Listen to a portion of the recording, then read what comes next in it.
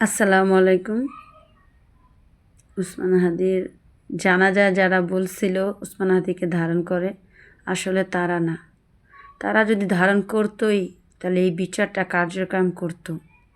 আজকে 1 মাসের বেশি হয়ে গেছে। আমরা সাধারণ জনগণ জাস্টিস ফর হাদি লিখতে লিখতে, পোস্ট দিতে দিতে ও শেয়ার করতে করতে ক্লান্ত হয়ে গেছি, কিন্তু তাও থামবো না। কিন্তু তাদের চোখে জানি এটা পইড়াও পড়ে না। তারা এই দিকে এই বিষয়টা দেখতেই চায় না।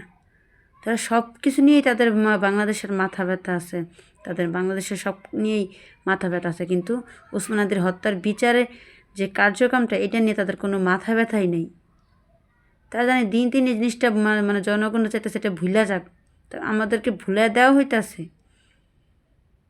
আপনাদের সকলের উদ্দেশ্যে একটা কথাই বলি, সবাই এক হয়ে জোট হয়ে সরকারের কাছে দাবি জানান, চাপ প্রয়োগ করেন যেন এই ওসমান হাদির হত্যার বিচারটা দ্রুত কার্যক্রম হয়।